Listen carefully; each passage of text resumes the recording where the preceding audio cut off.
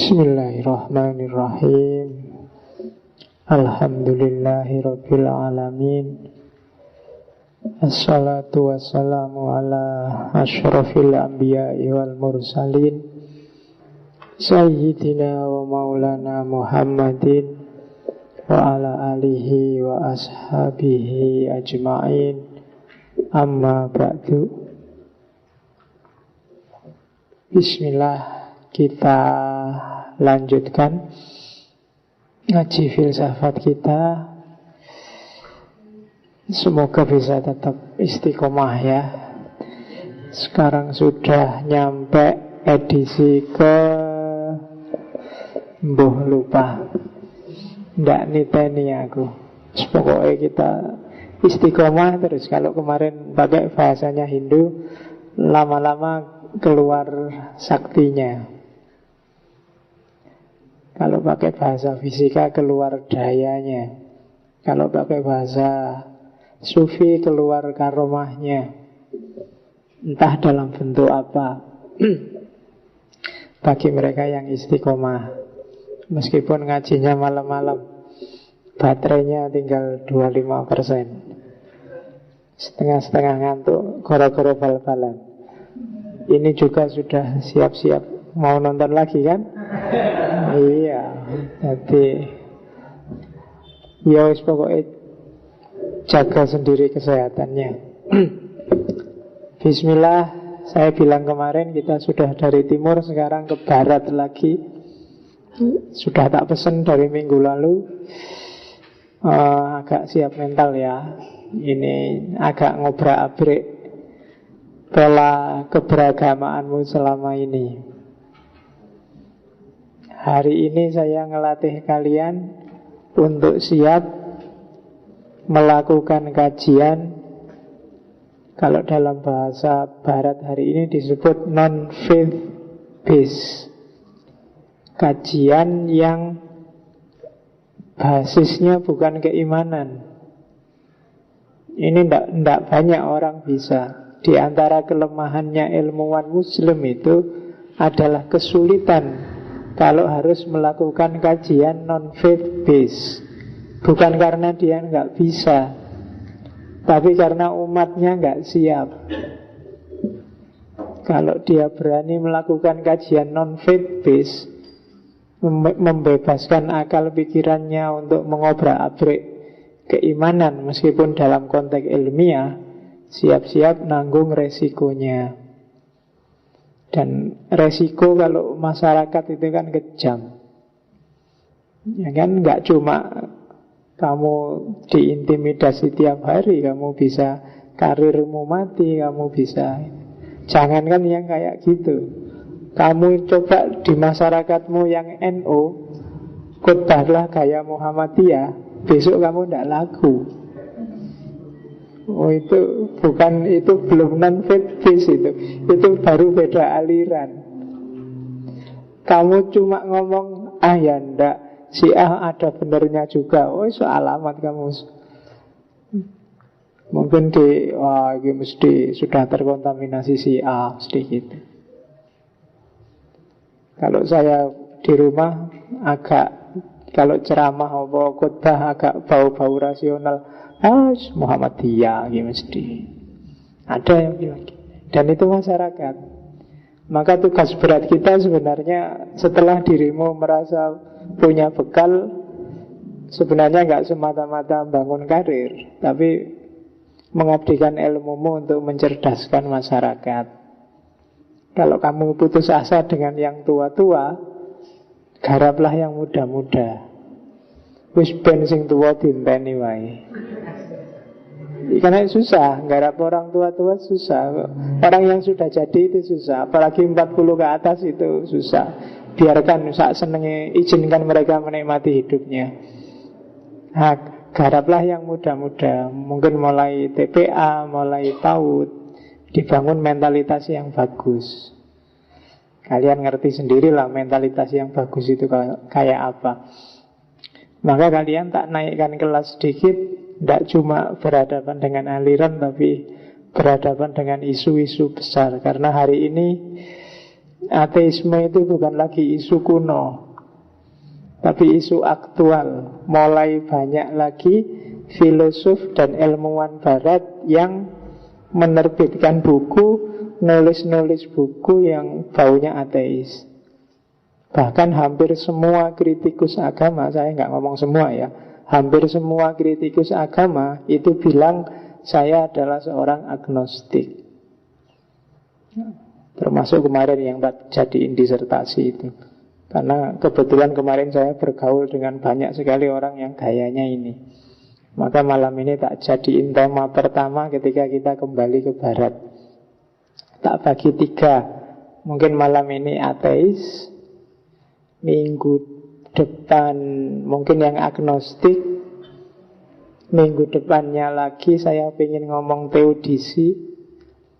Teodisi itu orang yang tidak percaya Tuhan karena dianggapnya dunia ini rusak, banyak kejahatan, banyak kekacauan.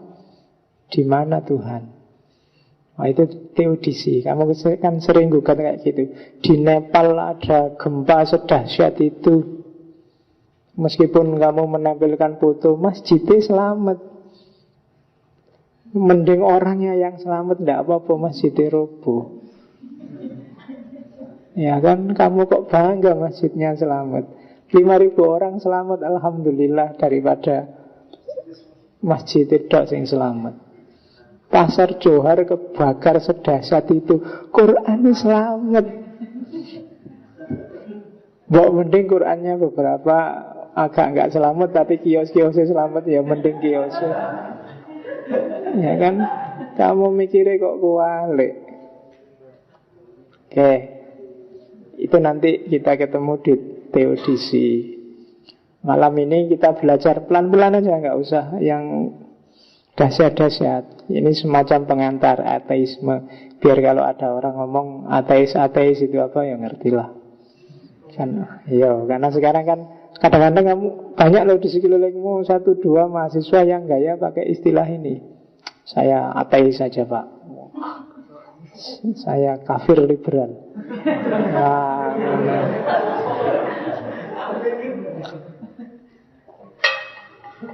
kamu kan sering pakai istilah itu. Oke, bismillah. Kita lihat yang pertama apa? Istilah. Kita luaskan wawasan dulu ya dengan semesta istilah.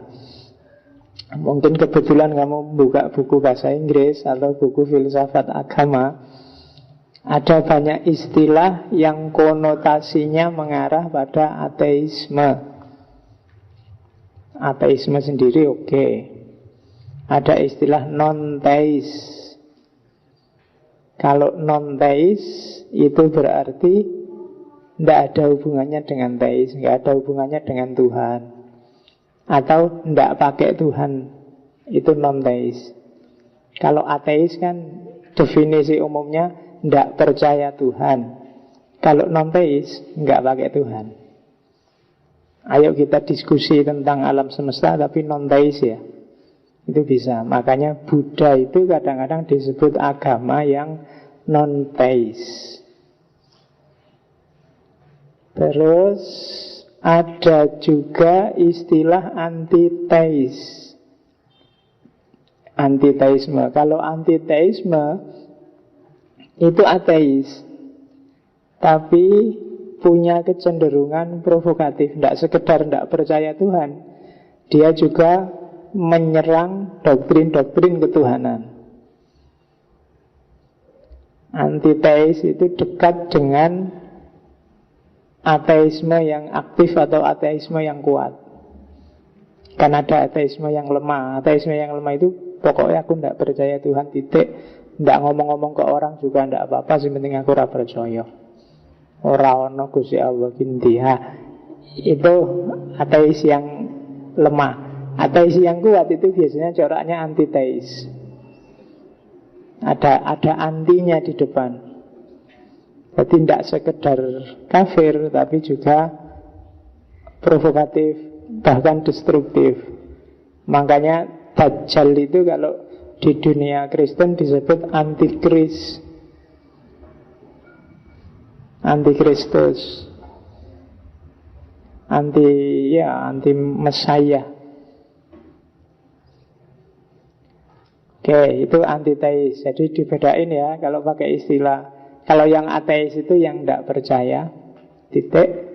Kalau yang non-teis itu yang tidak ada hubungannya, tidak perlu dibahas, sama antiteis. Kalau antiteis ini ya sudah, nah mungkin nyerang, nantang debat, aksinya provokatif, nah, itu antiteis. Terus ada lagi apateis. Ya, apateisme itu beda sama ateis dalam aspek dia praktikal. Nanti ada penjelasan agak panjang. Jadi pragmatis ateisme itu namanya apateis. Ateisme praktis itu namanya apateis. Misalnya kamu ngakunya percaya sama Allah, tapi kamu juga maling, kamu juga Quran aja dikorupsi, kamu juga, itu apateis. Orang haji aja duitnya dihabisin, dikorupsi buat haji, bagi-bagi buat keluarganya. Itu kalau pakai teori ini namanya apateis. Batinnya sih ngaku percaya Tuhan, tapi perilakunya enggak. Hari ini kan banyak orang jenis itu. Percaya, sahabat sih percaya, Allah ada sih Pak percaya, tapi kelakuannya ngalang-ngalai yang kafir, ngalang-ngalai yang murtad. Itu apateis, practical atheism. Ada agnosticism. Agnosticism itu agak gandeng sama antiteism. Cuma agnosticism itu sifatnya skeptis, tidak percaya orang bisa ketemu Tuhan dengan akalnya, tidak percaya orang bisa memahami Tuhan pakai akalnya, tidak percaya orang bisa ngerti tentang Tuhan. Itu agnostik. Akal tidak akan mampu memahami Tuhan, manusia tidak akan bisa menangkap Tuhan. Jadi ya, nah itu agnostik. Sifatnya cenderung epistemologis. Kalau ateis ini cenderung praksis, cenderung urusan percaya tidak percaya. Tapi kalau agnostik ini urusan pengetahuan yang sifatnya skeptis. Tidak mungkin lah orang bisa memahami Tuhan. Yang kamu sembah itu kan cuma persepsimu, definisimu sendiri-sendiri tentang Tuhan. Itu agnostik. Ada lagi yang nggak pakai A tapi pakai I, ignosticism. Ignosticism ini nanti kita ketemunya dengan positivisme logik. Minggu depan kita ngomong ini agnosticism, termasuk ignosticism. Definisinya adalah non-cognitive theology. Semua yang diomongkan oleh agama, khususnya tentang Tuhan, itu meaningless, nggak ada gunanya, nggak masuk akal. Itu ignosticism. Jadi masih dekat sama agnosticism. Kalau yang bawah-bawah itu istilah-istilah populer yang sering dipakai di buku-buku. Misalnya anti-religion. Anti-religion ini kadang-kadang tidak sama persis dengan ateis. Hari ini banyak orang barat yang punya jargon religion no, spirituality yes. Beragama tanpa Tuhan banyak. Tidak seneng dengan agama formal, tapi kalau Tuhan, kalau spiritualitas, ya tidak apa-apa. Kenapa tidak seneng agama formal? Karena dogmatis, ngatur hidup yang kadang-kadang tidak kontekstual. Ya seperti kritiknya orientalis pada agama-agama kan itu, apalagi Islam. Islam itu kan agama yang paling sering dituduh totaliter. Totaliter itu berarti agama yang ngurusi kehidupan dari A sampai Z. Kamu kan merasa bangga kalau dibilang Islam itu lengkap, ngurusi mulai bangun tidur sampai tidur lagi, mulai kamu kecil. Itu justru dikritik oleh orang Barat. Agama yang totaliter itu mandek, tidak berkembang, karena sudah dipatenkan semua. Ya kan, mulai urusan kencing sampai urusan itu kan diatur. Zaman saya dulu di pondok, kalau kencing harus jongkok, kakinya diangkat dikit yang sebelah, kan gitu. Nggak boleh ngadep kiblat. Terus kalau sudah mau selesai harus dehem 2 kali. Biar tuntas loh, kalau kamu ngaji kitab kuning ada itu. Jadi harus jongkok, kakinya diangkat sebelah. Terus kalau bisa pakai baju, jangan celana, tapi semacam sarung, jadi diangkat gampang. Kalau celana ya dicopot semua, jangan ngadep kiblat. Dan setelah mau selesai dem 2 kali, biar tuntas. Diatur sampai sedetail itu. Ini kan mandek dalam arti gimana kalau kamu ke hotel, kamu ke mall, kamu mau kencing sambil nongkrong itu, kamu bisa dipukuli sama cleaning service-nya. Karena tempat kencingnya enggak untuk kencing jongkok. Ya kan? Karena ada Pak yang buat orang buang air itu yang ada kamarnya. Iya. Tapi kan tetap konstruksinya nggak sama dengan teologimu. Dan kamu juga nggak nyamin bisa kan pakai itu. Biasanya kalau kamu keluar kan basah semua. Biasanya gue cedok, gue semprot, cuas mesti teles kafe. Oke. Itu anti religion. Jadi nggak setuju dengan agama formal, karena itu tadi sok ngatur, totaliter, orang jadi nggak bebas. Agama ya jangan terlalu usil lah maunya mereka. Diurusi aja spiritualitas. Kalau diurusi semua, lah zaman berubah ya. Realitas ini dinamis nih. Gimana kalau sudah dipaten harus kayak gitu? Susah. Makanya terus mereka jadi anti sama agama formal. Ini kan yang terus mati-matian diupayakan para pembaharu dengan ijtihadnya, dengan melenturkan cara berpikir, dengan membuka lebar-lebar pemikiran baru, epistemologi baru. Arkun, Hasan Hanafi dan kawan-kawan mati-matian kan memperjuangkan agar agama formal ini tidak totaliter, agar orang tidak memedomani letterleknya, tapi visinya. Kenapa sih kok kencing sampai segitunya ya? Yang biar bersih dan tuntas, nggak jadi masalah. Jangan-jangan kalau kamu kencing berdiri, dimasukkan lagi, keluar lagi.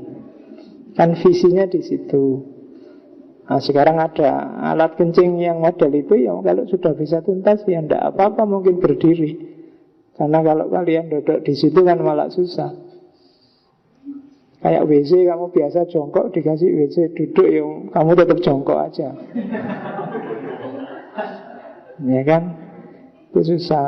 Ya itu masih mending. Saya punya temen gak ngerti, dianggap tempat kencing itu dianggap tempat berak. Jadi begitu dia pingin itu di situ. Oh, cleaning service-nya kan ya bisa marah luar biasa itu kan. Nah itu kan zaman berubah. Kalau kita tidak berubah, kayaknya masih totaliter ya, orang jadi bingung dengan agama formal. Maka terus muncul anti-religion. Mirip dengan irreligion. Kalau irreligion itu sudah putus habis dengan agama. Agama itu tidak ada gunanya. Agama itu destruktif. Ada lagi istilah non-believer. Non-believer itu orang yang tidak beriman. Ini sebenarnya istilah teologis. Sifatnya dogmatis. Non-believer ini mainnya nanti di kategori dan konflik dan debat. Siapa yang masih tergolong believer, siapa yang tidak tergolong believer. Itu nanti ada temanya sendiri. Dan yang terakhir, yang sering disambungkan dengan ateisme itu secular humanism. Humanisme yang sekuler. Ini jasanya, bukan jasanya.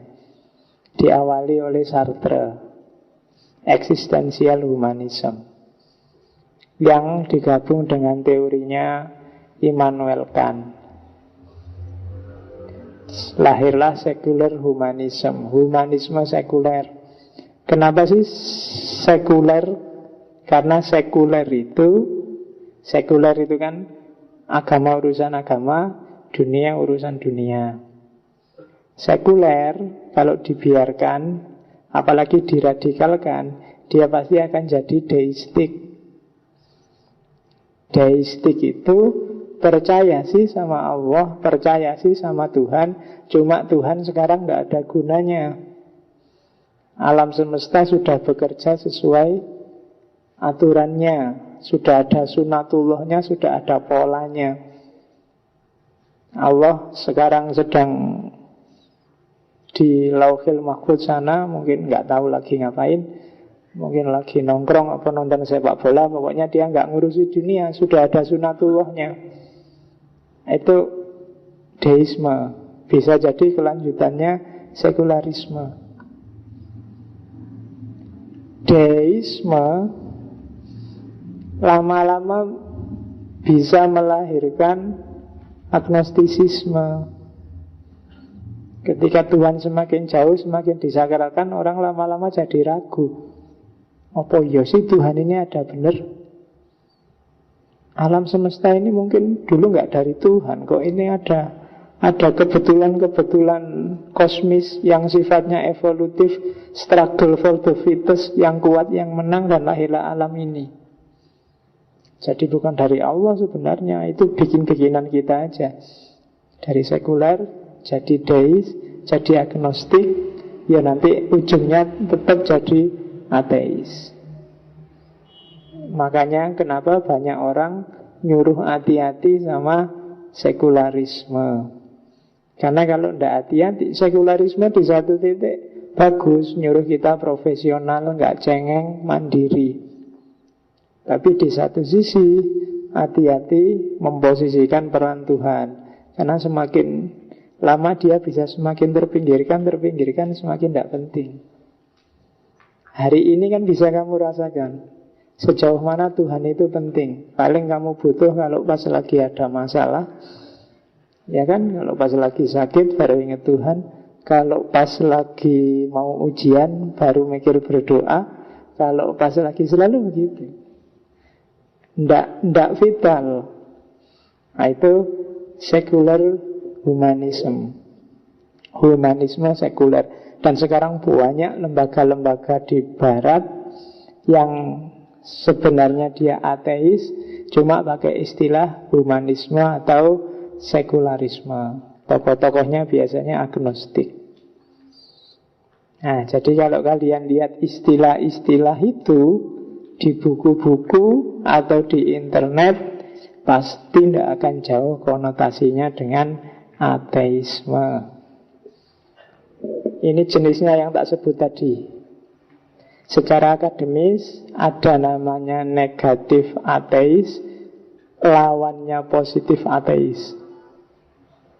Ada strong ateis, lawannya weak ateis. Ada implicit ateis, lawannya explicit ateis. Definisinya sama. Tergantung ilmuwannya pakai istilah. Kalau kamu nggak suka dengan istilah itu, pakai istilah sendiri aja. Definisinya sama. Lumayan kan kamu nyumbang istilah badi terkenal. Tapi karepe podo. Loh, kadang-kadang ilmu itu gitu. Kemarin kamu belajar misalnya eksistensialisme, Sartre kah, Heidegger kah, Nietzsche kah, jane karepe padha. Cuma dengan bahasa yang berbeda. Makanya ini tak definisikan sama aja, jan-jane karepe strong, negatif, dan seterusnya. Itu definisinya sebenarnya yang satu sekedar tidak percaya. Kalau yang kedua tidak percaya dan punya bukti. Kalau yang satu pokoknya aku tidak percaya Tuhan, titik. Kalau yang satu aku tidak percaya Tuhan, ini loh argumenku. Jadi yang satu bisa menunjukkan buktinya, yang satu hanya diyakini saja. Sama kayak agama sebenarnya, sama kayak teis. Teis juga ada yang positif, ada yang negatif, ada yang strong, ada yang weak. Kamu kan percaya pada Allah, titik. Ada yang pinter, percaya pada Allah dan aku punya buktinya. Bukti itu biasanya rasional. Makanya namanya, kalau dalam bahasa Arab namanya burhan, demonstrasi. Kenapa disebut demonstratif? Karena diekspos, ditunjukkan, didemonstrasikan gimana alur rasionalnya sehingga pikiranmu seperti itu. Kalau di wilayah ini bukti, di wilayah keimanan ini buktinya tidak boleh kamu bilang aku iman pada Allah, buktinya apa? Quran. Lah kok kamu percaya pada Quran? Karena Quran dari Allah. Itu bulat. Jadi iman pada Allah, buktinya apa? Quran. Lah Quran aja kamu percaya, kenapa? Karena dia dari Allah. Nah itu kalau di logika namanya tasalsul. Jadi maka iman pada Allahnya nggak boleh bukti Quran, harus ada bukti rasionalnya. Baru setelah Allah tegas dia ada, secara rasional ada, kan dia menurunkan wahyu. Nah itulah Quran. Kamu percaya Allahnya dulu baru Qurannya. Jadi tidak bisa bukti yang lebih rendah. Kenapa kamu percaya Allah? Karena ada di Quran. Lah kenapa kamu percaya Quran? Karena dari Allah. Nah, itu tasalsul. Tasalsul itu bulat. Kayak orang ngomong sapi adalah lembu dan lembu adalah sapi, podo ae. Itu namanya bukan bukti, tapi ngulang-ulang. Kalau bukti ya harus disusun. Nanti pada saatnya akan ada sesi pembuktian adanya Tuhan setelah dihancurkan habis-habisan di 3-4 pertemuan awal. Sengaja tak balik karena kalau tak awali dari bukti adanya Tuhan, terus yang terakhir-terakhir ateis, yang nyantol di kepalamu ateisnya. Jadi tidak apa-apa lah. Biar aja nanti ini setelah menghancurkan Tuhan terus puasa, ya kamu tobatlah 1 bulan. Nanti jawabannya setelah puasa. Semua yang tak omongkan ini nanti ada sudah bantahannya, ada jawabannya. Cuma ya ada sesi yang lain untuk ngomong tentang kritik pada ateisme. Oke. Nah, ada 2 jenis ateisme, ateisme teoritis dan ateisme praktis. Kalau ateisme teoritis nanti ngomong argumen-argumen, karena tadi punya argumen. Kalau ateisme praktis itu tadi yang disebut apateisme.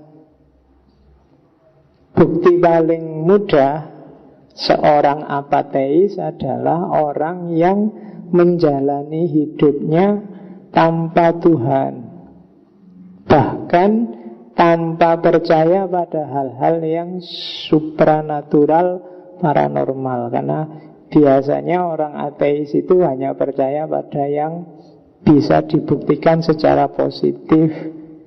Positif itu berarti yang masuk akal dan material. Jadi kalau ada orang yang dipikir hanya materi aja, itu berarti Tuhannya hilang. Itu orang menghayati hidup tanpa Tuhan ikut terlibat. Itu namanya apateis. Ateisme praktis, mungkin orangnya sendiri tidak bilang seperti tak bilang tadi, nggak bilang aku ateis, tapi gaya hidupnya ateis. Tidak percaya Tuhan, nggak percaya yang gaib-gaib, nggak percaya yang supranatural, jin, setan, uji nyali, dua dunia, nggak percaya belas. Apalagi yang kayak gitu. Di situ kalau di textbooknya, yang pertama cirinya adalah melakukan apapun tanpa motivasi religius. Jadi tanpa motivasi religius itu misalnya ini perintah Tuhan loh, enggak. Kalau dia membantu orang, karena secara moral dianggap itu moral baik. Bukan karena ini ada di Quran loh, ini ada di hadis loh. Itu ciri pertama. Jadi ketiadaan motivasi religius. Orangnya nggak mesti jelek, bisa jadi lebih bagus dia daripada kamu yang beragama. Cuma perilakunya yang bagus itu tanpa motivasi agama. Terus yang kedua, dia tidak pernah mau capek-capek mikir tentang Tuhan. Ini yang praktis ya. Karena dia, kalau ada orang tanya, kok kamu mau sih jadi orang ateis? Tuhan itu kan bisa dibuktikan, lihatlah alam semesta. Dia tidak mau. Sudah, aku nggak mau mikir, pokoknya tidak percaya. Daripada kamu capek-capek ngajak aku debat, kalau sudah nggak percaya ya sudah. Itu ateisme praktis. Yang penting dia menghayati hidupnya tanpa ada Tuhan. Yang kelanjutannya, kenapa dia tidak mau diajak diskusi tentang Tuhan? Karena di samping itu hal-hal tentang agama, tentang supranatural dia abaikan, tidak penting. Kenapa kok dianggap tidak penting, tidak mau diskusi? Karena dia memang tidak tahu. Bukan ahli ilmu, bukan ahli filsafat. Dia praktisi ateis. Nah, susah ya. Kerjaanmu apa? Praktisi, Pak. Praktisi ateis. Nggak enak ya, kan harus bayari. Kamu bisa dipenjara kalau di Indonesia katanya nggak boleh ateis. Jadi saya bilang tadi, secara definisi itu, kita yang ngaku teis, percaya pada Tuhan, kalau mau jujur, sebenarnya kadang-kadang kita melakukan ini, ateisme praktis. Tuhan sering hilang dalam hidup kita. Tuhan sering tersisihkan. Nah, itu ateisme praktis. Yang kita dewa-dewakan ambisi kita, hasrat kita, ego kita, keinginan kita. Berarti Tuhan hilang.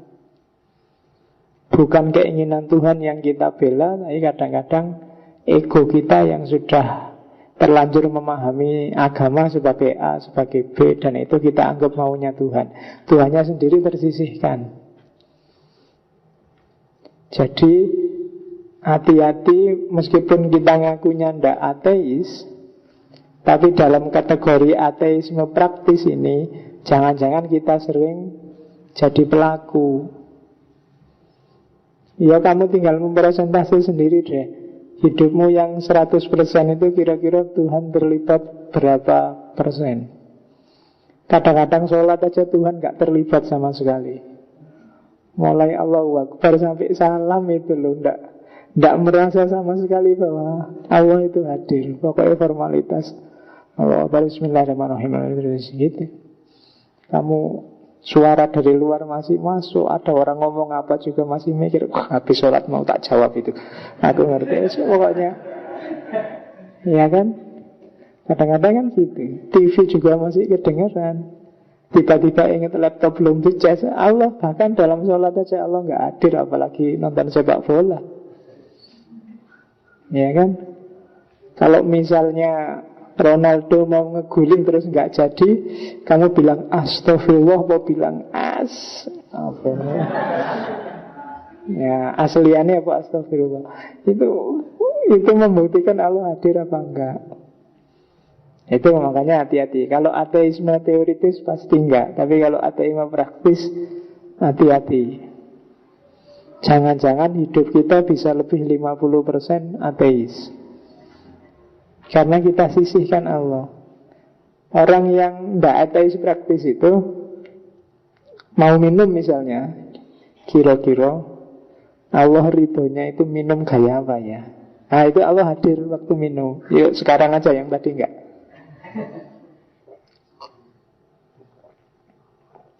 Mau ngaji, kesadarannya kesadaran Allah. Kira-kira Allah ridho ngaji itu yang kayak gimana ya? Mau apapun. Nah itu berarti terhindar dari ateisme praktis. Kalau ateisme teoritis, ini ngomong tentang teori mengapa aku tidak percaya Tuhan. Itu ateisme teoritis. Sudah ngomong argumen-argumen.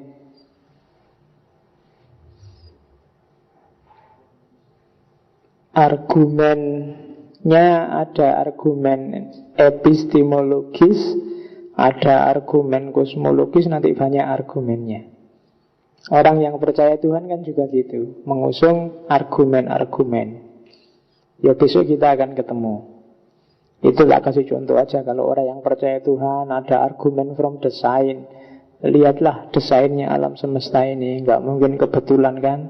Itu argumen. Atau argumennya Pascal. Pascal yang filosof juga punya argumen, namanya argumen judi, argumen gambling. Iya, kamu percaya Tuhan, kenapa ya gambling aja. Kan gak ada ruginya percaya sama Tuhan. Aku beriman, untung, punya banyak keuntungan, punya teman banyak, punya sifat baik. Seandainya besok mati, kok ternyata Allah nggak ada, ya nggak apa-apa, aku sudah untung banyak. Kamu yang nggak percaya juga nggak apa-apa juga kan kalau sudah mati. Tapi kok ternyata Allah itu ada, aku selamat, kamu masuk neraka. Nah, itu Pascal. Argumen judi, ateisme teoritis. Kita lihat argumen. Argumen yang pertama adalah yang sering dipakai oleh orang-orang ateis. Ini nanti akan kita mentahkan semua, cuma belum saatnya saya mentahkan, kamu pahami dulu. Biar ngerti dulu. Durung-durung mau coba kritiknya kan tidak enak. Yang pertama adalah argumen imanensi akal. Dalam arti kesadaran tiap orang itu sejangkau intelektualitas dan lingkungannya, termasuk tentang Tuhan. Tuhan yang ada di kepalamu dengan Tuhan yang aku pahami mungkin coraknya berbeda, gayanya mungkin beda. Mungkin ada orang, ya biasanya karena saya belajar filsafat, mungkin lebih menekankan Tuhan yang penyayang, maha pengampun. Sementara yang belajar ilmu hukum, ilmu syariah, ilmu fikih, mungkin Tuhan itu maha adil, maha penyiksa. Mulai keliru sidik, sikat mlebu neraka misalnya. Itu kan beda. Yang satu Tuhan yang adil, yang satu Tuhan yang pemaaf. Itu kan konsep kita beda. Dan Tuhan, karena kamu ada filosof, saya lupa namanya, dari Yunani, yang dia bilang Tuhan dalam konsepnya manusia ya mesti sosoknya mirip manusia. Saya tidak tahu, katanya filosof ini. Mungkin Tuhan di versinya kuda ya mungkin ya kayak kuda. Tuhan versinya bebek mungkin ya kayak bebek. Pokoknya bahasanya dia gitu. Tuhan yang ada di kepalamu kan kira-kira misalnya disuruh gambar kan kamu mirip-mirip manusia kan, kayak manusia. Mungkin dulu kamu kecil, sekarang agak takut kalau saya bilang gambar, tapi pasti kamu punya gambaran. Mungkin tinggi, besar, punya jenggot, pakai jubah putih di atas, lihat ke bawah, lihat. Mungkin gitu gambaranmu. Seandainya disuruh gambar, meskipun sekarang takut gambar, tapi kan manusia. Malaikat pun ya kamu gambar kayak manusia kan. Kakinya 2, ya punya sayap. Pokoknya sosok utamanya manusia. Bahkan iblis, setan, jin aja kan manusia kan di kepalamu. Meskipun kamu tambahi tanduk, kamu tambahi ekor, tapi kan basis wujudnya manusia. Kenapa? Ya itu akalmu, kalau katanya David Hume. Yang bisa kamu lakukan kan cuma menggabung-gabungkan ide-ide yang ada di kepalamu, gagasan-gagasan yang ada di kepalamu. Itu yang dijadiin argumen pertama oleh orang ateis. Lain Tuhan yang beda-beda kayak gitu ya berarti tidak jelas kan, berarti Tuhan itu kayak gimana. Lah kok kamu sembah? Nah, itu yang pertama dikritik oleh orang-orang ateis. Yang kedua, teori agnostisismenya Immanuel Kant. Immanuel Kant kan dikenal sebagai filosof yang bilang bahwa agama tidak akan bisa ketemu sama filsafat, sama ilmu. Agama punya jalur sendiri. Agama adalah sesuatu yang berbeda. Ya, itu bisa dipahami berarti kayak di kalimat-kalimatnya kan, sisihkan sedikit dalam dirimu ruang untuk agama. Tapi nama lain dari kalimat ini adalah berarti agama adalah sesuatu yang gak bisa dipahami manusia. Dan cara berpikir model Kant ini nanti ketemunya di agnostisisme. Sebenarnya kan pingin secara simpel bilang agama itu urusan percaya tidak percaya, titik.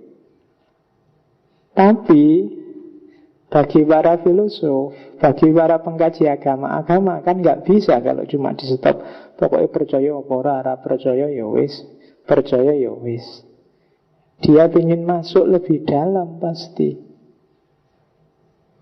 Kalau modelnya kan berarti memang benar. Agama itu tidak bisa dipahami manusia, tidak bisa diakses secara ilmiah, secara filosofis. Maka jadilah kalau gitu sesuatu yang nggak bisa kita pahami lah kok kita sembah.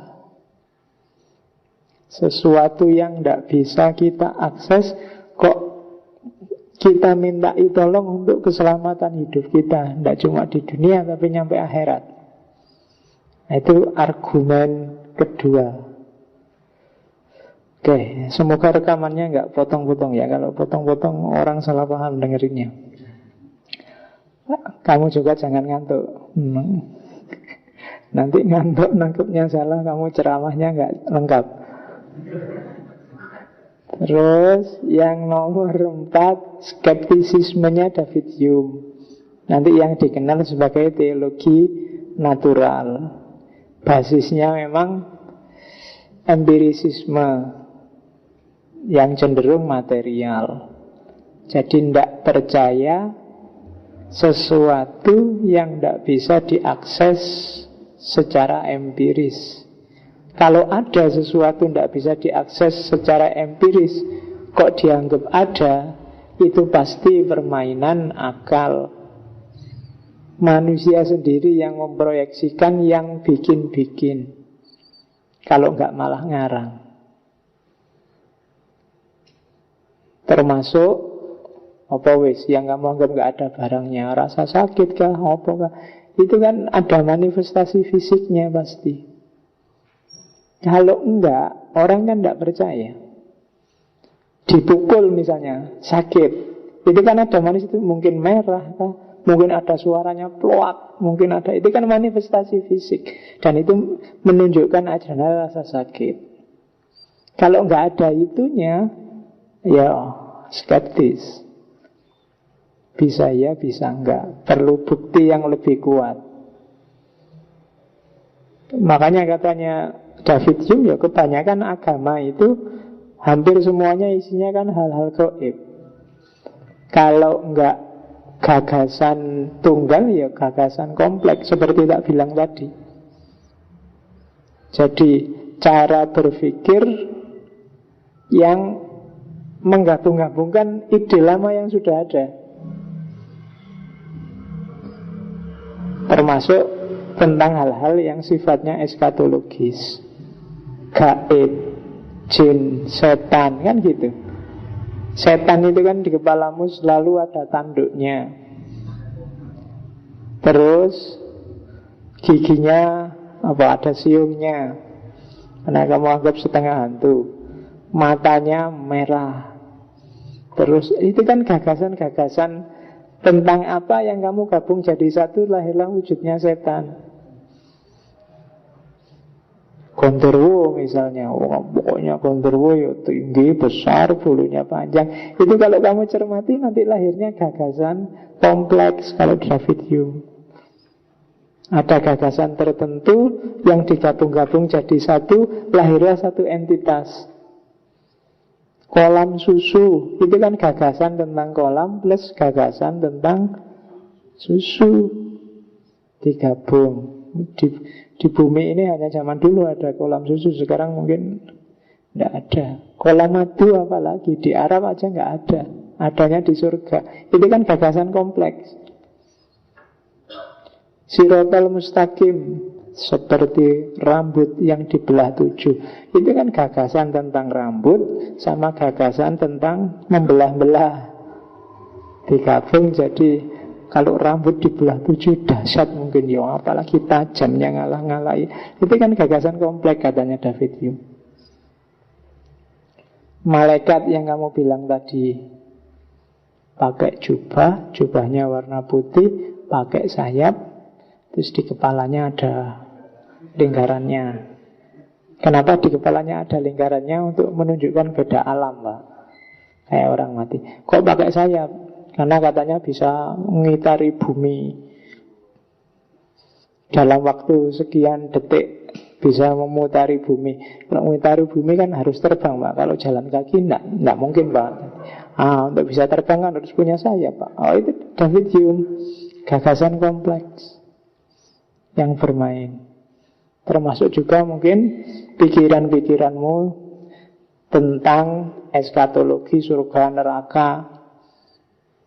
Isinya surga sekarang mungkin kayak hotel bintang 5, ada spring bed terbaik, pelayan-pelayannya luar biasa, ada kayak gitu kan gambarannya. Kalau di neraka ya semua lah tukang ada di sana, mulai dari palu, gergaji, lenggis, apalagi rantai, sono-kono kabeh. Itu lah barang sini semua kamu impor ke sana. Iya kan? Oke, itu David Hume, argumennya orang ateis keempat. Yang kelima, argumen epistemologisnya orang ateis adalah agnosticism. Semua katanya orang positivisme logik, saya bilang tadi, ini akan kita bahas agak serius minggu depan. Semua istilah-istilah yang ada hubungannya dengan Tuhan, itu kalau katanya positivisme logik itu meaningless. Meaningless itu tidak bisa dijelaskan. Tuhan itu maha bijaksana. Susah menjelaskan maha bijaksana itu gimana ya. Atau maha, semua kan dikasih maha kalau Tuhan. Maha baik, maha baik aja kan sudah luar biasa. Baik 100% misalnya, itu spol wis. Tapi ini ada maha baik. Terus menjelaskannya jelimet. Dan penjelasan semacam itu katanya positivisme logik tidak memadai, meaningless, buang energi sia-sia, tapi tidak bikin paham. Orang hanya disuruh percaya atau tidak percaya. Dan setiap orang memahaminya sesuai gambarannya sendiri-sendiri. Nah, itu argumennya positivisme logik secara epistemologi.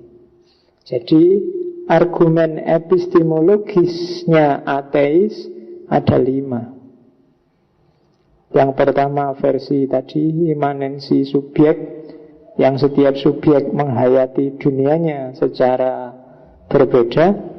Yang kedua, rasionalismenya Kant yang mengarah pada agnostisisme. Yang ketiga, skeptisismenya Hume. Dan yang keempat, ignotisisme. Terus argumen metafisik. Argumen metafisik ini karena rata-rata orang ateis itu materialis, maka mereka cara berpikirnya adalah monistik, atau pasnya realisme monistik. Jadi alam semesta ini hakikatnya cuma satu, yaitu materi. Karena itu semua yang di luar materi itu tidak hakiki. Termasuk yang diomongkan oleh orang-orang yang beragama. Itu argumen metafisika, kosmologinya. Jadi karena realitas ini dasarnya adalah materi, maka yang bukan materi berarti palsu. Atau yang tidak punya karakter materi itu pasti tidak hakiki. Lawannya materi kan mental, pikiran, rohani. Semua adanya di manusia.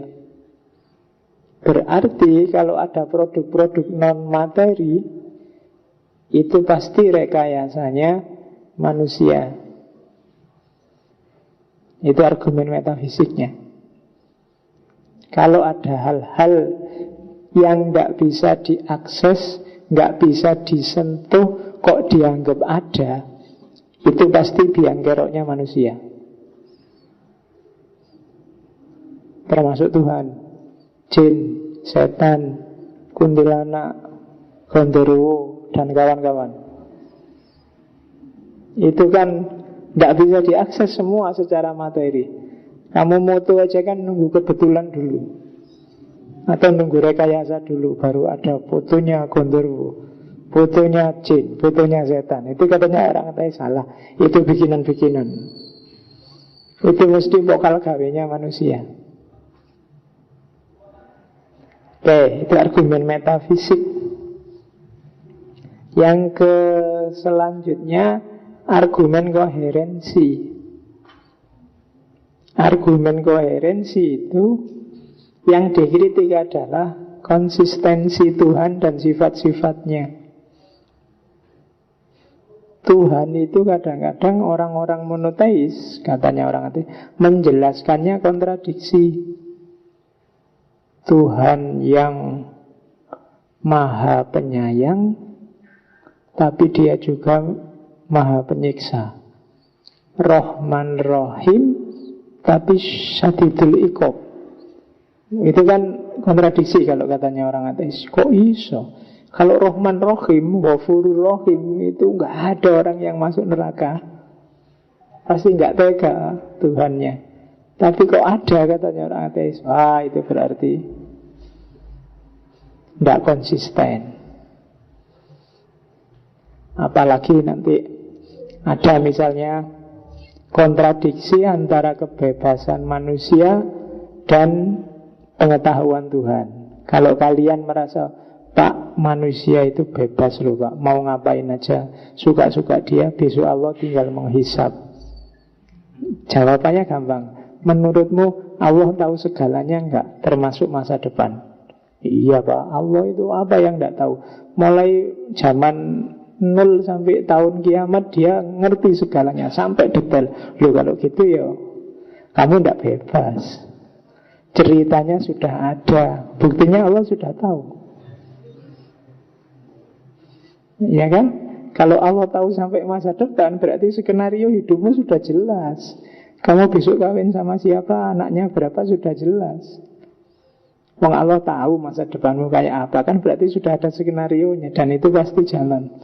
Itu kan konsekuensi dari maha taunya Tuhan. berhadapan dengan kebebasanmu. Belum lagi kayak yang dibahas di kitabnya Ibnu Rus itu, panjang lebar itu, kemahakuasaannya Allah misalnya, yang ketika dikasih contoh jadi tabrakan. Yang sering tak contohkan misalnya, bisa nggak Allah bikin benang ruwet yang sangat ruwet sampai Allah sendiri nggak bisa ngure? Ayo. Nah itu kan argumen koherensi. Karena cara ngasih atribut pada Allah sifatnya kontradiksi. Itu argumen, tipe argumen kedua yang dilancarkan oleh kelompok ateis. Argumen koherensi juga adalah tabrakan antara katanya Allah penyayang kok banyak bencana, katanya Allah penyayang kok banyak musibah. Di Indonesia ini banyak kiai, banyak ulama tiap hari. Kalau di TV berdoa sampai nangis-nangis, ya kan? Tapi kenapa kok bencana masih banyak, narkoba masih banyak, kadang-kadang nggak ada apa-apa, gunung meletus kayak di Sinabung nggak selesai-selesai. Kok malah Sinabung yang dibikin meletus, Jakarta apa mana gitu, yang banyak orang jahatnya misalnya. Sekali-sekali Senayan dibikin kebakaran hebat sampai anggota DPR-nya banyak yang tewas misalnya. Kok ya yang tewas Pasar Johar, kasihan pedagang-pedagang. Itu argumen teodisi.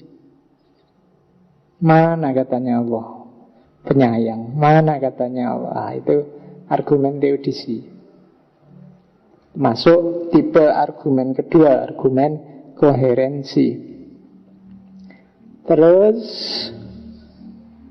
dipahami dulu ya, nanti counternya mungkin 2-3 minggu yang akan datang, kalau nggak ketabrak Ramadan.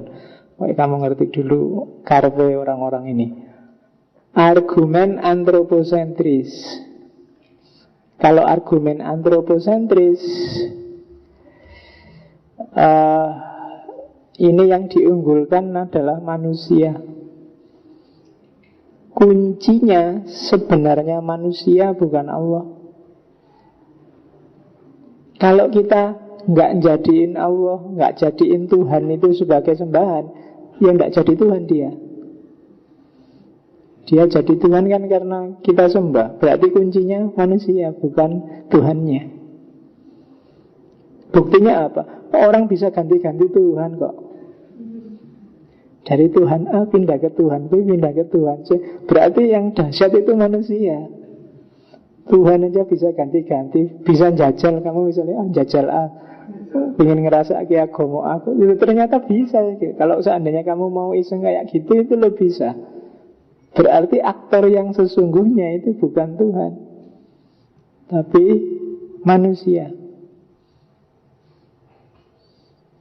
Jadi selama ini kalau memang manusia aktornya, lah ngapain kita bersandar pada yang selain manusia?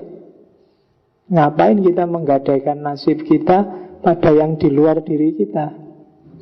Nah, itu argumen antroposentris. Nanti banyak diikuti oleh para filosof eksistensialis seperti Sartre dan kawan-kawan. Karena manusia dianggap kuncinya peradaban. Nanti ini yang jadi basisnya peradaban modern. Nah ini kalau pakai istilahnya Richard Dawkins. Richard Dawkins ini ateis kontemporer hari ini yang banyak dibahas orang. Jadi kepercayaan pada Tuhan itu bisa dibagi prosentasenya semacam itu. Yang pertama adalah strong base, orang base yang kuat, 100% pokoknya percaya ada Tuhan. Yo kalimatnya ya pokoknya aku beriman dan aku paham dengan keimananku. Aku tidak hanya percaya, aku tahu. Derajatnya di bawah strong base itu base. Beriman tapi kurang dari 100%. Aku tidak paham tapi aku percaya. Mungkin sebagian besar kita ada di sini. Karena kamu kan gak pernah mikir. Iya. Pernah kok kamu mikir serius, jangan-jangan yang tak imani ini apa ya? tak kejar referensinya kemana. Itu kan jarang kita. Pokoknya manut bapak kecil. Ya. Nah, di bawahnya teis ada kelompok agnostik. Kalau kelompok agnostik lebih 50%. Lebih 50% itu dia ragu-ragu, skeptis, cuma mungkin Tuhan memang ada. Lebih cenderung Tuhan ada, itu agnostik. Di bawah itu ada yang setengah pas. Itu kelompok imparsial agnostik.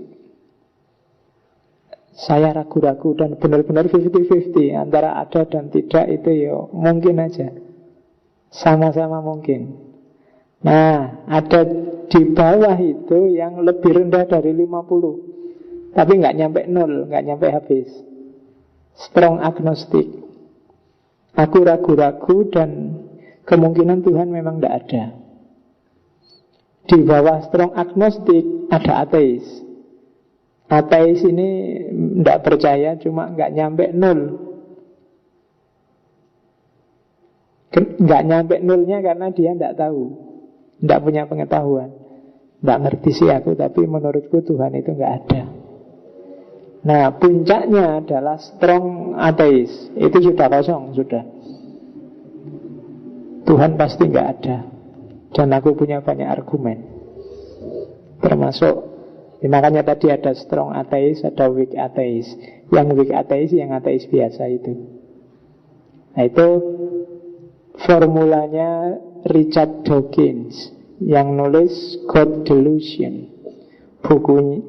Buku paketnya ateis kontemporer. Sekarang kita lihat sebentar 5 orang pembunuh Tuhan yang luar biasa.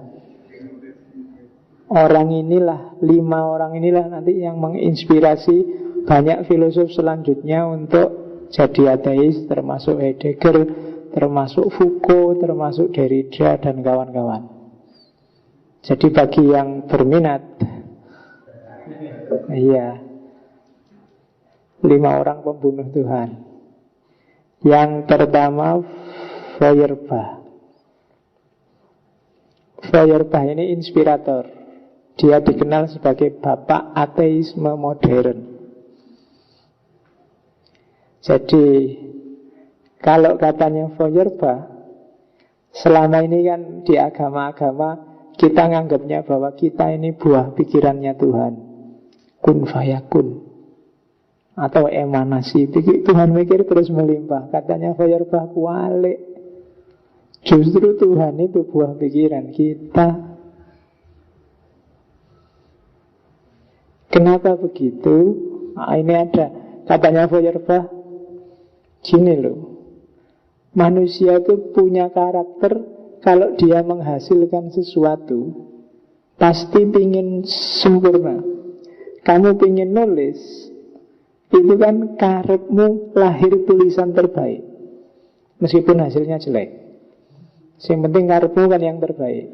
Kalau kamu masak juga pingin melahirkan masakan paling enak. Kalau kamu bikin teh, pingin melahirkan teh paling dahsyat. Itu cirinya manusia, meskipun hasilnya biasa-biasa aja. Nah, berpikir juga begitu. Manusia berpikir itu juga hasil pikirannya pinginnya pol, dahsyat. Kebaikan juga pingin kebaikan yang puncak. Mikir tentang kebaikan yang puncak. Mikir tentang kasih sayang yang puncak. Mikir pokoknya lama-lama berpikir paling bagus, paling baik, paling indah. Yang paling-paling ini terus seolah-olah jadi sosok sendiri. Padahal itu semua sifat-sifat karakter yang tiap hari kita geluti. Jadi itu semua proyeksi dari kita sendiri. Jadi manusia yang sifat-sifat baik, baik paling pol kayak gimana, sayang paling pol kayak gimana, kreatif paling pol kayak gimana. Lahirlah proyeksi gambaran yang dipolkan sendiri, dipuncakkan sendiri, dan lama-lama dia menjelma Tuhan. Ciptaan pikirannya sangat sempurna sampai akhirnya menungso wedi dhewe. Wah, ini mesti ada zat yang kayak anak kecil itu loh. Jane nggak ada apa-apa, tapi terus, ini gelap ya. Jangan-jangan ada hantunya, jangan-jangan ada genderuwonya. Meskipun nggak ada apa-apa, dia masuk ke dapur sudah sambil deg-degan, sambil gemeteran. Apa sih yang bikin dia gemeter? Bayangannya sendiri. Genderuwonya nggak ada, hantunya nggak ada. Yang bikin dia gemeter bayangannya sendiri, proyeksinya sendiri. Kayak kamu mau ngadep dosen misalnya, itu kan kamu kadang-kadang deg-degan, mikir gimana ya, aku naik skripsi kok dimarahi kalau dikasih catatan. Itu kan kamu deg-degan duluan. Yang bikin deg-degan kan bukan dosen itu, tapi gambaranmu tentang jangan-jangan dosen itu marah, dosen itu kritis. Hal yang sama terjadi dengan manusia tadi yang memproyeksikan sesuatu yang paling baik, sesuatu yang paling tinggi. Lama-lama dianggap punya eksistensi sendiri, terus dia takut sendiri, dan akhirnya disembah. Wah, kalau yang paling baik, yang paling indah, yo harus disembah ini. Akhirnya apa? Manusia terjebak di sini. Dia kehilangan jati dirinya. Dia terasing dari dirinya sendiri. Padahal tadi kasih sayang, kreativitas, kebaikan itu miliknya, tinggal dia realisasikan beres. Sekarang dikasihkan semua ke zat yang dia ciptakan sendiri, yang sekarang bikin dia takut, yang terus dia sembah, dia mintai doa karena dia sempurna. Wah, ini dimintai doa. Itu Feuerbach. Jadi agama itu hanya proyeksi pikirannya manusia sendiri. Nah, Feuerbach nanti disempurnakan oleh Karl Marx. Karl Marx menyempurnakannya bukan apa-apa. Feuerbach benar, Tuhan itu cuma proyeksinya manusia. Hanya Feuerbach lupa, ngapain sih manusia kok kurang kerjaan sampai memproyeksikan Tuhan. Nah, alasan itu yang belum dibahas oleh Feuerbach. Kenapa kok manusia tiba-tiba memproyeksikan Tuhan dalam kehidupannya? Alasannya, katanya Karl Marx, karena dalam kehidupan nyata dia tidak bisa merealisasikan dirinya. Mau kreatif tidak bisa, mau mewujudkan keinginannya untuk berkuasa tidak bisa, mau mewujudkan cita-citanya nggak bisa. Semuanya macet. Maka segala kebaikan, segala kreativitas yang sekarang numpuk di dada diproyeksikan jadi namanya Tuhan. Jadi biang keladinya adalah realitas kehidupan yang diskriminatif. Borjuis proletarnya main. Jadi sebabnya di situ. Agama jadi pelarian. Tidak apa-apa kita kalah sekarang, yang penting besok masuk surga. Tidak apa-apa sekarang kita dijajah, besok kita akan jaya di akhirat. Selalu begitu. Dan ini yang punya kekuasaan main. Biarin aja orang-orang kayak gitu terus. Bila perlu tak sewain kiai sebanyak-banyaknya yang ceramah tentang itu. Karena semakin dia begitu, struktur nggak akan berubah.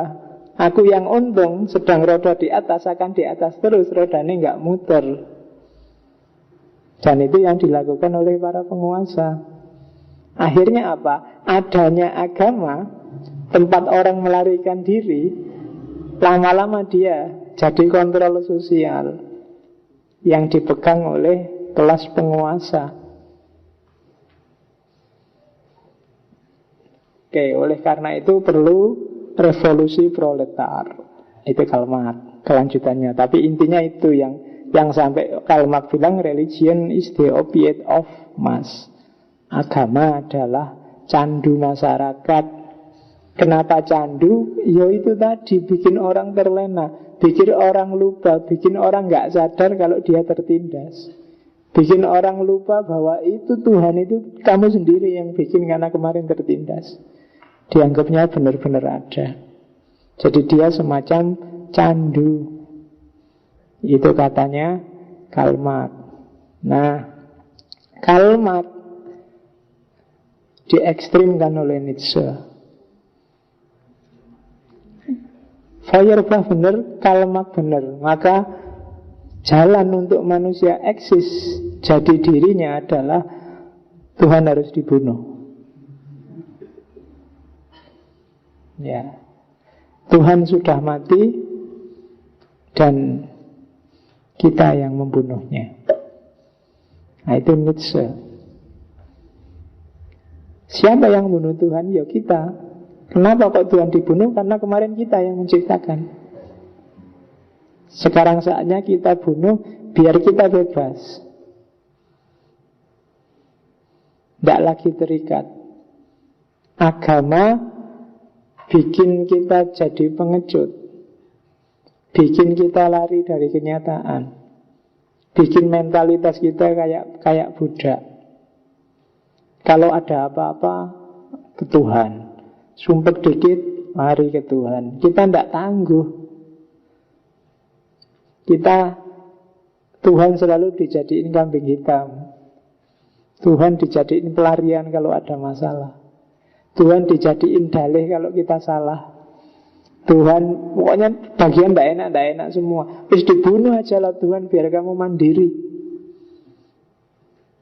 Selama masih ada Tuhan, kamu cengeng, kamu pengecut, nggak berani menghadapi masalah. Itu yang dibilang oleh Nietzsche. Saya nggak ngomong Nietzsche benar apa salah, tinggal kamu rasakan hidupmu begitu nggak.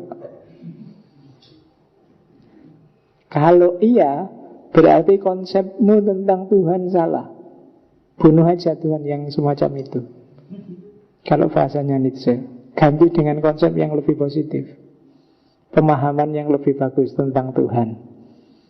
Kamu boleh bikin kaos Tuhan sudah mati untuk membunuh Tuhanmu yang ternyata bikin kamu kayak budak. Itu yang ada di pikirannya Nietzsche. Kalau Tuhan sudah mati apa? Kita bebas berekspresi. Ya nanti kuncinya di nihilisme itu kan. Semua nilai bisa kita bangun sesuai visi kita.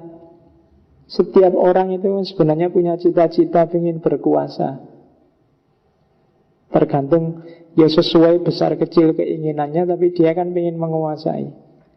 Cuma terlalu banyak pagar yang dibikin, sehingga kehendak untuk berkuasanya tidak bisa terlampiaskan dengan bebas, sehingga dia terasing dari dirinya sendiri. Maka buanglah semua pagar termasuk Tuhan. Itu Nietzsche. Terus yang keempat, Freud. Kalau Freud lihat dari aspek penyakit jiwanya, katanya Freud, agama itu neurosis kolektif dan ilusi infantil. Ya, neurosis itu penyakit jiwa. Neurosis itu orang yang, contohnya gini neurosis itu. Misalnya langsung aja ya, yang ada hubungannya dengan agama. Kamu merasa misalnya dari ayat wala taqrabuz zina, jangan dekat-dekat dengan zina. Dengan ayat ini sebenarnya positif sih ayat ini. Cuma gara-gara ayat ini kamu dihantui luar biasa bayanganmu, pokoknya zina, neraka, besok disate kalau berani zina, kalau itu. Akhirnya kamu gak berani ngapa-ngapain. Kamu mau buka internet aja, nanti ada pornografinya, mending gak usah lah. Kalau ada pornografinya, neraka ini urusannya, besok disate di neraka gimana. Nah, itu jadi kamu belum ngapa-ngapain sudah gemeteran duluan. Itu neurosis. Gitu loh. Temenmu ngajak jalan-jalan, ayo ada beasiswa gratis. Kemana? Amerika. Astagfirullah, Amerika. Amerika kisah bebas. Di sana itu orangnya kamu gemeteran sendiri sebelum ke sana. Itu neurosis. ketakutan yang berlebihan hanya gara-gara satu ayat tadi. Itu neurosis. Agama kan sering nyetir kamu jadi kayak gitu. Jadi kayak orang sakit jiwa, cuma kolektif, bareng-bareng. Jadi neurosis kolektif itu ya nek di bahasa Jawa kan gendeng bareng-bareng. Jadi ya, sumbernya dari mana? Super ego. Norma-norma yang berkembang di sekelilingmu, di sekeliling masyarakat. Super ego itu awalnya ya kalau bahasanya Freud, pembatinan norma-norma ayah. Maksudnya pembatinan lingkungan sekelilingmu. Saya tidak usah cerita Oedipus kompleknya, kamu nanti malah bingung. Jadi kamu hidup itu kan di-pressure dengan jutaan aturan yang namanya super ego. Nggak boleh gini, nggak boleh gitu, nggak boleh gini, kan gitu. Misalnya kamu mau ke Jogja aja, ibumu pesennya bisa banyak. Awas ya Le, jangan keluar malam. Ibu itu kroso loh kalau kamu macam-macam di Jogja itu. Oh itu kan sudah, kamu terpenjara sudah begitu di sini. Mau ngapa-ngapain Pak, keluar malam mau beli di angkringan aja, wah ini ibuku jangan-jangan kroso, ini tidak jadilah. Kamu gak berani benar keluar malam gara-gara pesannya ibumu tadi. Pembatinan norma. Kamu jadi kayak orang sakit jiwa, rasionalitasnya macet. Yang kedua, ilusi infantil. Ilusi kayak anak kecil. Di mana sih ilusi kayak anak kecilnya? Melalui agama, orang kan pingin selamat. Sebenarnya mungkin kuncinya bukan selamatnya atau agamanya, tapi pinginnya itu loh. Keinginanmu itu loh yang jadi masalah. Apa benar agama menyelamatkan? Nggak tahu. Apa benar beriman itu bikin orang di dunia juga selamat? Nggak tahu. Buktinya banyak orang beriman dibantai kayak di Myanmar, kayak di Gaza. Cuma orang itu kalau sudah punya keinginan, sudah punya karep, itu kan di kepalanya bunyi, pokoknya karepku ini pasti terpenuhi atau harus terpenuhi. Kalau terpenuhi pasti baik. Dan gaya kayak gini itu gaya anak kecil. Anak kecil kan selalu gitu, nggak ngerti baik buruknya apa.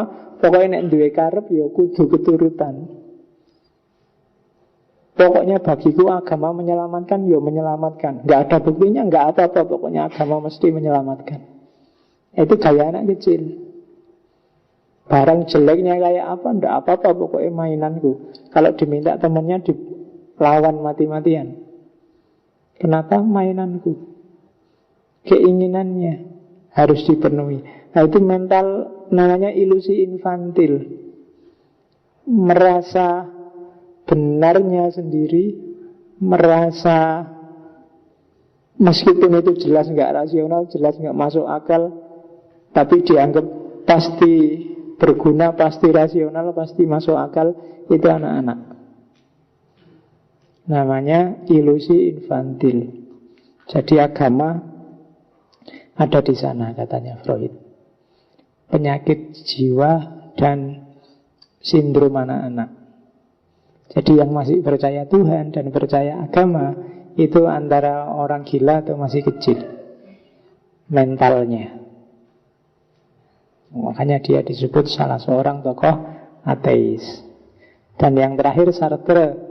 Kalau Sartre nggak perlu tak jelasin, dia pembunuh Tuhan nomor 1 demi manusia. Kalau ingin bebas berarti nggak boleh ada Tuhan. Kalau ada Tuhan berarti kamu nggak bebas. Simple.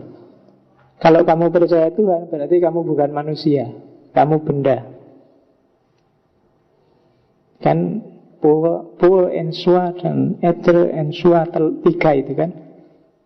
Jadi manusia itu ada bagi dirinya,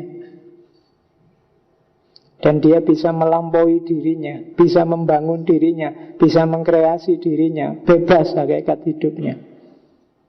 Cuma kalau ada Tuhan selesai. Karena dia tidak hidup demi diri dan untuk dirinya, mesti nanti ke Tuhan. Maka orang jangan nyari kerajaan Tuhan kayak di Kristen itu. Juga bukan kerajaan materi, ngapain? Materi cuma alat. Aktornya siapa? Rajanya manusia. Ini argumen antroposentris tadi. Demi manusia jadi manusia, maka Tuhan harus dibuang. Jadi kalau kamu pengen jadi manusia yang sejati, tidak boleh ada Tuhan. Kalau ada Tuhan ya kamu tidak bebas sejati, free sebagai manusia. Itu katanya Sartre. Oke, jam berapa? Ya, 5 menit lagi. Jangan lama-lama, nanti kamu ateis beneran. Ya. Oke, sudah ya, berarti sudah kenal 5 pembunuh Tuhan awal modern yang menginspirasi banyak tokoh. Tak kenalin sedikit aja. Hari ini ada aliran namanya New Atheism. Kalau ateisme klasik itu biasanya orang jadi benci sama Tuhan, sama agama. Pemicu yang paling banyak itu perang salib. Tapi ateisme hari ini, ateisme kontemporer, New Atheisme itu biasanya secara umum 2000-an ke belakang itu 9/11. Dan banyak kasus terorisme yang lain. Orang mulai meragukan lagi Tuhan dan agama. Ada 4 tokoh yang dikenal.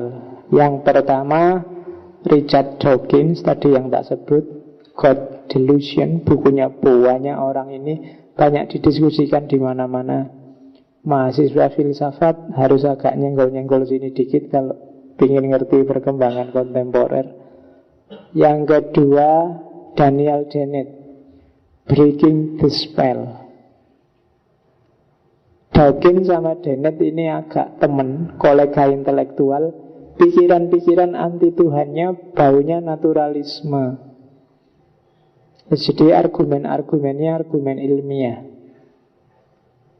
Bahwa alam, kayak orang deis, bahwa alam semesta ini sudah ada hukumnya, sudah ada mekanismenya, dan gak ada tempat buat Tuhan. Ada lagi Christopher Hitchens, God is not great. Tuhan itu tidak luar biasa.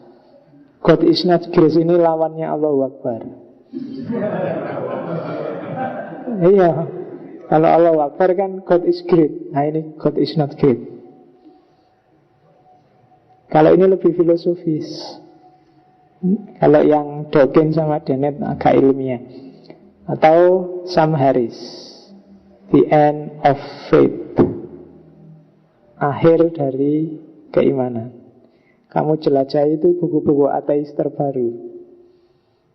Beberapa saya lupa mana di antara 4 itu. Tapi kelihatannya kalau sekarang semuanya sudah bisa di-download. Ya mesti bahasa Inggris. Saya tidak tahu boleh nggak diterjemahkan dalam bahasa Indonesia.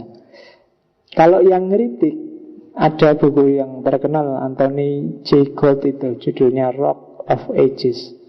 Itu ngeritik ateismenya orang-orang di atas. Yo, namanya dunia ilmiah yang ngeritik nanti bisa dibalas lagi oleh orang-orang itu, ada kritiknya lagi. Biasa. Jadi itu kajian baru New Atheism. Tapi tipe argumennya tidak jauh berbeda. Mirip-mirip antara ateis lama sama ateis baru. Muaranya tetap apa yo sih Tuhan itu ada. Oke, itu New Ateisme. Sudah selesai, masih ada nggak ya? Oh ini quote dari beberapa tokoh ateis. Saya untung nggak tak sebut namanya. Misalnya, we are all born atheist until someone start telling us lies. Kita itu lahir kan ateis semua. Kamu lahir kan tidak Islam, tidak Yahudi, tidak. Ya kan? Loh, ini kan kayak hadisnya Nabi, kullu mauludin yuladu alal fitrah. Cuma itu bahasa Inggrisnya Ya ateis nggak sama dengan fitro. Cuma itu mungkin dia nerjemahin hati separuh. Kita semua lahir ateis. Cuma kalau Nabi kan bapak ibunya yang bikin Yahudi Nasrani. Kalau ini ya sampai ada orang yang ngomong hal-hal penuh kebohongan, ngomong aneh-aneh hayalan, ya agama maksudnya. Akhirnya kita nggak jadi ateis. Kita dibohongi ada Tuhan, dibohongi ada surga dan neraka. Jadilah kita beragama.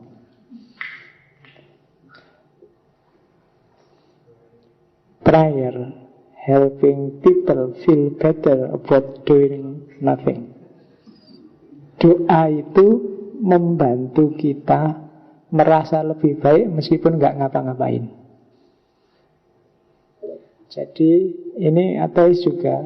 Katanya dia manfaat, itu bahasa lainnya, manfaat doa paling dahsyat adalah menjustifikasi orang malas. Ya kan? Kalau ada apa-apa, berdoa saja pada Tuhan. Kita doakan saja. Saya nggak bisa bantu apa-apa, cuma bantu doa. Itu doa itu jenisnya ngono kuwi. Jadi prayer helping people feel better about doing nothing. Jadi orang lakoni apa-apa, tapi biar kelihatan kayak melakukan sesuatu, itu biasanya jalan keluarnya doa. Kita doakan saja. Uangmu sudah habis ya? Ya tak doain semoga segera dapat kiriman. Loh itu kan cuma doa. Coba action. Kamu kasih utangan kan beres. Tapi kan enggak, kamu doa. Padahal kamu tidak mau ngutangi. Kan gitu. Doing nothing. Ini scientists read many books and still feel they have a lot to learn. A religious man barely reads one book and think he knows everything. Ilmuwan itu membaca banyak buku dan tetap merasa dia banyak tidak tahu dan harus banyak belajar lagi.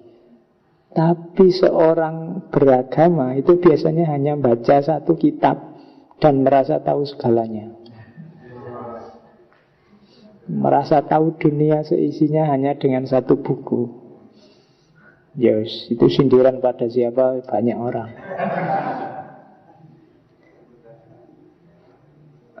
Ini terakhir, Hippocrates. Ini agak guyon sebenarnya. Langsung tak Indonesiakan ya.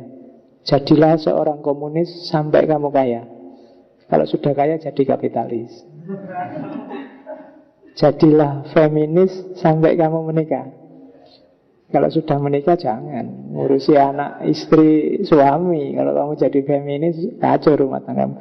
Dan terakhir, jadilah ateis sampai kamu naik pesawat terbang dan mau jatuh. Nah, kalau kamu naik pesawat terbang terus mau jatuh, baru tobatlah ya, baru percaya sama Tuhan. Jadi jadilah ateis sampai kamu naik pesawat dan mau jatuh. Hippocrates. Oke, saya kira itu untuk ateisme. Saya tidak tahu minggu depan, kalau tidak teodisi ya agnostisisme.